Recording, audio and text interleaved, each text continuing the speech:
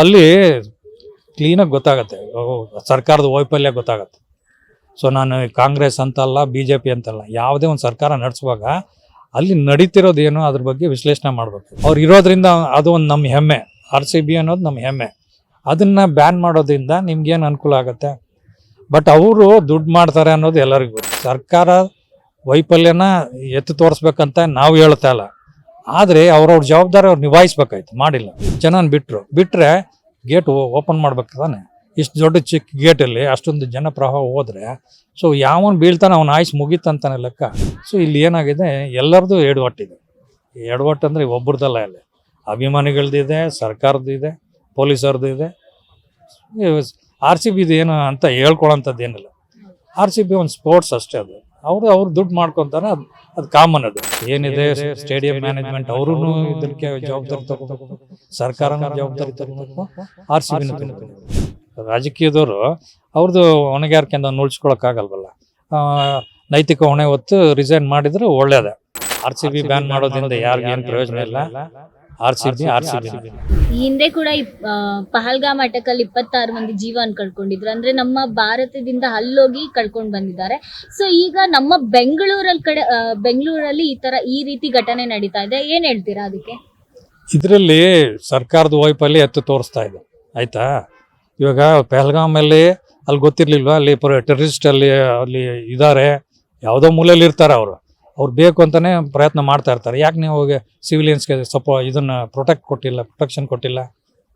So ಅಲ್ಲಿ ಕ್ಲೀನಾಗಿ ಗೊತ್ತಾಗತ್ತೆ, ಸರ್ಕಾರದ ವೈಫಲ್ಯ ಗೊತ್ತಾಗತ್ತೆ. ಸೊ ನಾನು ಕಾಂಗ್ರೆಸ್ ಅಂತಲ್ಲ, BJP ಅಂತಲ್ಲ, ಯಾವುದೇ ಒಂದು ಸರ್ಕಾರ ನಡೆಸುವಾಗ ಅಲ್ಲಿ ನಡೀತಿರೋದೇನು ಅದ್ರ ಬಗ್ಗೆ ವಿಶ್ಲೇಷಣೆ ಮಾಡಬೇಕು. ವಿಶ್ಲೇಷಣೆ ಮಾಡಿದಿರ ಇವಾಗ ಏಕಾಏಕಿ ಹೋಗಿರೋ ಜೀವಕ್ಕೆ ನೀವು ಬೆಲೆ ಕಟ್ತೀರ ನೀವು. ಇವಾಗ ಅಲ್ಲಿಗೆ ಹೋಗಿದ್ದು ಅಲ್ಲಿ ಸರ್ಕಾರ ವೈಫಲ್ಯನ ಎತ್ತು ತೋರಿಸ್ಬೇಕಂತ ನಾವು ಹೇಳ್ತಾ ಇಲ್ಲ, ಆದರೆ ಅವ್ರವ್ರ ಜವಾಬ್ದಾರಿ ಅವ್ರು ನಿಭಾಯಿಸ್ಬೇಕಾಯ್ತು, ಮಾಡಿಲ್ಲ. ಹಂಗಾಗಿ BJP ಆಗಲಿ ಕಾಂಗ್ರೆಸ್ ಆಗಲಿ ಈ ಪಾರ್ಟಿ ಇದನ್ನ ಹೆಚ್ಚಾಟ ಬೇಡ. ಆದರೆ ಇನ್ನು ಮುಂದಾದರೂ ಪ್ರತಿಯೊಂದು ಹೆಜ್ಜೆನೂ ಇಡುವಾಗ 100 ಸರಿ ಅಲ್ಲ, 10 ಸರಿ ಅಲ್ಲ, 100 ಸರಿ ಯೋಚನೆ ಮಾಡಿ ಇಡಬೇಕು. ಸೊ ಈಗ RCB ತಂಡ ಮೇಲೆ FIR ಬುಕ್ ಆಗಿದೆ, ಸೊ ಅದಕ್ಕೇನು ಹೇಳ್ತೀರಾ ಸರ್? ತಪ್ಪು ಅದು. ಇವಾಗ RCB ಅನ್ನೋದು ಒಂದು ಸಪ್ರೇಟ್ ಒಂದು ಇದು ಅದು ಅಲ್ವಾ. ಅವ್ರು ಇರೋದ್ರಿಂದ ಅದು ಒಂದು ನಮ್ಮ ಹೆಮ್ಮೆ, RCB ಅನ್ನೋದು ನಮ್ಮ ಹೆಮ್ಮೆ. ಅದನ್ನು ಬ್ಯಾನ್ ಮಾಡೋದ್ರಿಂದ ನಿಮ್ಗೇನು ಅನುಕೂಲ ಆಗುತ್ತೆ? ಬಟ್ ಅವರು ದುಡ್ಡು ಮಾಡ್ತಾರೆ ಅನ್ನೋದು ಎಲ್ಲರಿಗೂ ಗೊತ್ತು. RCB ಅನ್ನೋದು ಅದೊಂದು ಸಂಸ್ಥೆ, ಅವ್ರಿಗೇನು ಲಾಭದ ದೃಷ್ಟಿಯಿಂದ ಏನೇನು ಬೇಕೋ ಎಲ್ಲ ಮಾಡ್ತಾರೆ. ಆದರೆ ಜನ ಅರ್ಥ ಮಾಡ್ಕೊಬೇಕಾಯ್ತು. RCB ಅವರು ಬರೀ ಅವರು ಕಾರ್ಪೊರೇಟ್ ಕಂಪ್ನಿ ಥರ, ಅವ್ರಿಗೇನು ಆ್ಯಡ್ ಬರುತ್ತೆ, ಅವ್ರಿಗೇನು ದುಡ್ಡು ಸಿಗತ್ತೆ, ದುಡ್ಡಿನ ಮೇಲೆ ನಿಂತಿದ್ದೆ RCB. ಸೊ ಹಂಗಾಗಿ ಅವ್ರನ್ನ ಅರ್ಥ ಮಾಡ್ಕೊಬೇಕು, ಜನಗಳಿಗೆ ತೊಂದರೆ ಆಗ್ದಂಗೆ ಏನು ಮಾಡ್ಬೋದು ಅಂತ. ಒಂದು ಸ್ಪೋರ್ಟ್ಸ್ ಆಗಿ ಇರ್ಬೇಕು ಇವನ್ನ. ಸೊ ಇದು ಬಿಸ್ನೆಸ್ ಥರ ಆಗ್ಬಾರ್ದು. ಇದು ಪ್ಯೂರ್ಲಿ ಬಿಸ್ನೆಸ್ ಇದು ಅಷ್ಟೇ, ನಾನು ಹೇಳೋ ಪ್ರಕಾರ. ಅಂದ್ರೆ RCB ಗೆದ್ದ ನಂತರ ಈ ಒಂದು ಸೆಲೆಬ್ರೇಷನ್ ಇಟ್ಕೋಬೇಕಾಗಿತ್ತ ಸರ್ ನಿಮ್ಮ ಪ್ರಕಾರ? ಬೇಕಿಲ್ಲ ಅನ್ಸುತ್ತೆ ನನಗೆ. RCB ಸೆಲೆಬ್ರೇಟ್ ಮಾಡ್ಬೇಕಂತ ಏನು ಇರಲಿಲ್ಲ.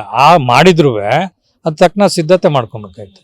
ಸೊ ಏಕಾಏಕಿ ಬಂದ್ಬಿಟ್ಟು ಜನಗಳನ್ನ ಕರೆದ್ಬಿಟ್ಟು ಇವಾಗ ಅವ್ರಿಗೇನು ಒಂದು ಪ್ಲಾಟ್ಫಾರ್ಮ್ ಇಲ್ಲ, ಅಲ್ಲಿ ನಿಂತ್ಕೊಳ್ಳೋಕೆ ಜಾಗ ಇಲ್ಲ, ಕುಂತ್ಕೊಳ್ಳೋಕೆ ಜಾಗ ಇಲ್ಲ ಇಷ್ಟೊತ್ತು ಇಲ್ಲಿಗಿಂದ ಮೇನ್ ರೋಡಲ್ಲಿ.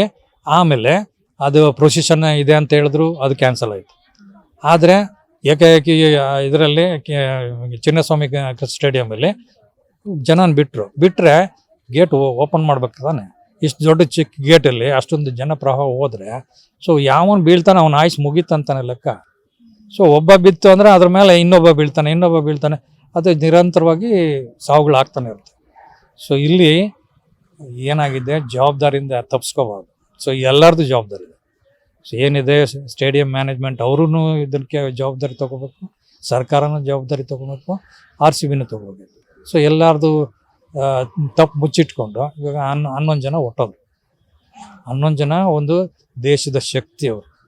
ಅವ್ರು ಬದುಕಿ ಬಾಳ್ಬೇಕಾಯ್ತು. ಜನಕ್ಕೆ ಅವ್ರು ಏನಾಗ್ತಿದ್ರು ಗೊತ್ತಿಲ್ಲ ನಮಗೆ. ಅಂಥವ್ರನ್ನ ಇವತ್ತು ಡ್ಯಾನ್ಸರ್ ಕೂಡ ಇದೆ, ಅದನ್ನೆಲ್ಲ ಚೂಟ್ ಹಾಕ್ತಂಗೆ ಆಯ್ತಾ.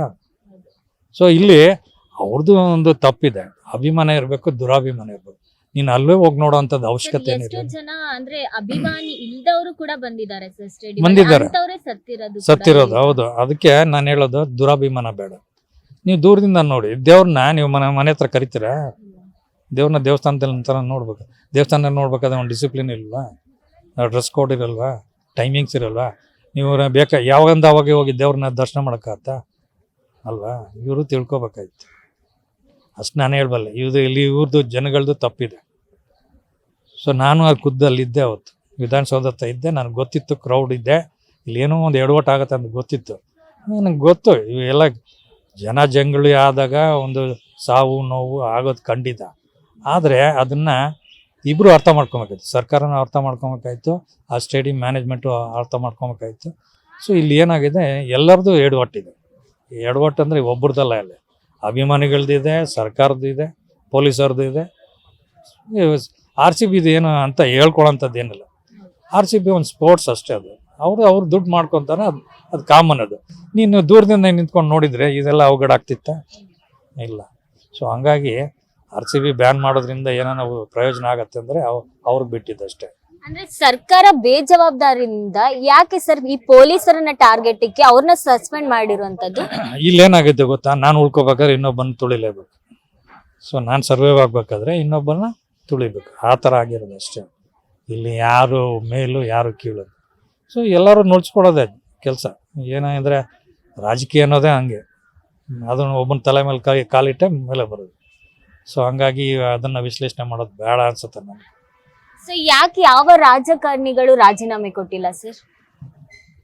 ಒಬ್ರು ತಪ್ಪಿಲ್ಲ ಅಂತ ಇದು ವಾದ ಮಾಡ್ತಾರಲ್ಲ. ಇವಾಗ ನೀವು ಒಂದು ಲೆಕ್ಕ ಮಾಡಿ. ಸೊ ಇವಾಗ ಅವ್ರು ಏನೋ ಒಂದು ನನ್ನ ಸರ್ಕಾರ ಇದ್ದಾಗ ಒಂದು ವಿನ್ ಆಯಿತು ಇದು ಅಂದ್ಬಿಟ್ಟು ಅವ್ರದ್ದು ಸೆಲೆಬ್ರೇಟ್ ಮಾಡ್ಕೊಂಡ್ರು. ಅದ್ರ ಹಿನ್ನೆಲೆ ಏನು, ಅದರಿಂದ ನೋವು ಸಾವು ಏನಾಗತ್ತೆ ಅಂತ ಅವ್ರಿಗೂ ಗೊತ್ತಿಲ್ಲ. ಸೊ ಆಗೋಗಿದೆ. ಇವಾಗ ನಾವು ಅದನ್ನೆಲ್ಲ ಬಿಡಿಸಿ ಹೇಳಕ್ ಹೋದ್ರೆ ಇದು ರಾಜಕೀಯ ಆಗುತ್ತೆ.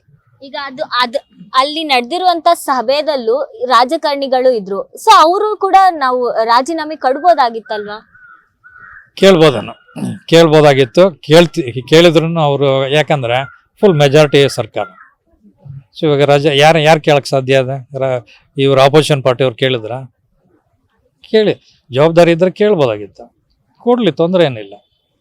ರಾಜಕೀಯದವರು ಅವ್ರದ್ದು ಹೊಣೆಗಾರಿಕೆಯಿಂದ ನುಳ್ಸ್ಕೊಳಕ್ಕಾಗಲ್ವಲ್ಲ.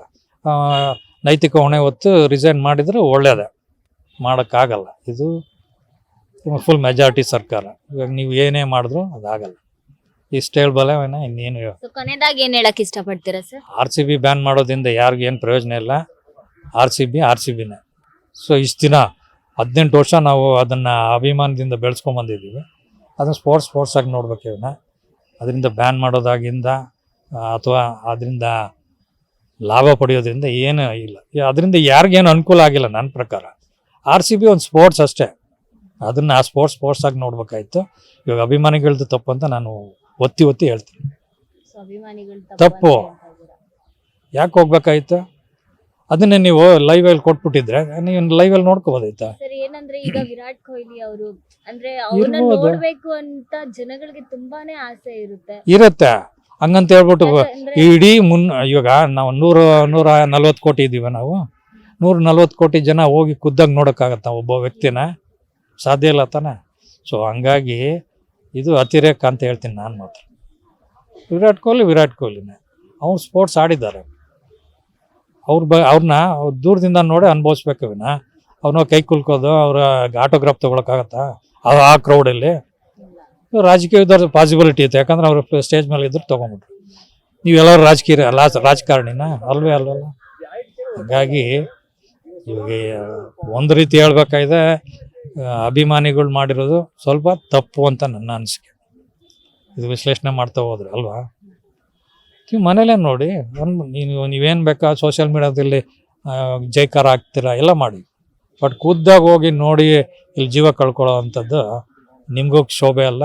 ನಿಮ್ಮ ಅಪ್ಪ ಅಮ್ಮ ಅವ್ರ ಪಾಪ ನಿರಂತರವಾಗಿ ನೋವು ಅನುಭವಿಸ್ತಾರೆ. ಸೊ ನಾನು ಯುವ ಜನತೆಗೆ ಏನು ಹೇಳ್ತೀನಿ ಅಂತಂದರೆ, ಯಾವುದೇ ಆಗಲಿ ವಿವೇಕ ಇರಬೇಕು. ವಿವೇಕ ಮೀರಿ ಹೋದಾಗ ಇವೆಲ್ಲ ಆಗೋದು. ವಿವೇಕ ಬೆಳೆಸ್ಕೊಳ್ಳಿ. ಸೊ ಮೊದಲು ನಾವು ಚಿಕ್ಕಂದ್ರಿಂದ ನೋಡ್ತಾನೆ ಇದ್ದೀವಿ. ಸೊ ಅವಾಗೆಲ್ಲ ಪಾವರ್ಟಿ ಇತ್ತು, ನಾವು ಇದನ್ನೆಲ್ಲ ಪ್ರಮೋಟ್ ಮಾಡೋಕ್ಕೆ ಯಾರು ಹೋಗ್ತಿರ್ಲಿಲ್ಲ, ಅವರು ಒಂದು ಊಟಕ್ಕೇನೆ ಪರದಾಡೋಂಥ ಕಾಲ ಇತ್ತು. ಇವಾಗ ಎಲ್ಲ ಸಿಕ್ಕಿದೆ, ಆದರೆ ಅದನ್ನು ಯಾವ ರೀತಿ ಉಪಯೋಗಿಸ್ಬೇಕು, ಯಾವ ಥರ ನಾವು ನಮ್ಮ ಬೆಳವಣಿಗೆನ ಸಾಧಿಸ್ಬೇಕು ಅನ್ನೋದ್ರ ಬಗ್ಗೆ ಕಾನ್ಸಂಟ್ರೇಟ್ ಮಾಡ್ಬೇಕು. ಇವನ್ನ ಯಾವುದೋ ಹುಚ್ಚ ಆಟಕ್ಕೆ ಹೋಗಿ ಜೀವ ಕಳ್ಕೊಳ್ಳೋದು ಅಷ್ಟೆ. ಇವಾಗ ನೋಡ್ತಿದ್ದೀರ ನೀವು ಇವಾಗ. ಸೊ ಯಾವುದೋ ರೀಲ್ಸ್ ಮಾಡೋಕ್ಕೆ ಹೋಗಿ ಎಷ್ಟೋ ಜನ ಸತ್ರು ಅಂತ. ಸೊ ಇದೆಲ್ಲ ಅದರದ್ದು ಒಂದು ಪಾರ್ಟ್ ಆಫ್ ಇದಷ್ಟೇ, ಅದು ಸ್ಟೇಬಲ್ ಇನ್ನೇನಿಲ್ಲ. ಯುವ ಜನತೆ ಅವರ ತಪ್ಪನ್ನ ಅವ್ರು ಅರ್ತ್ಕೋಬೇಕು. ಸೊ ನಾವು ಏನು ಮಾಡ್ತಿದ್ವಿ, ನಾವು ಅತಿರೇಕಕ್ಕೆ ಹೋಗ್ತಿದ್ವ, ನಾವು ಮಾಡ್ತಿರೋದು ಸರಿ ತಪ್ಪ ಅನ್ನೋದನ್ನ ಅವ್ರು ವಿಶ್ಲೇಷಣೆ ಮಾಡಿದ್ರೆ ಅವ್ರ ಜೀವನ ಚೆನ್ನಾಗಿರುತ್ತೆ ಅಷ್ಟೇ ಹೇಳ್ಬೋದು. ಹೆಚ್ಚಿನ ಸುದ್ದಿಗಳಿಗಾಗಿ ನಮ್ಮ ಚಾನೆಲ್ನ ಸಬ್ಸ್ಕ್ರೈಬ್ ಮಾಡಿ.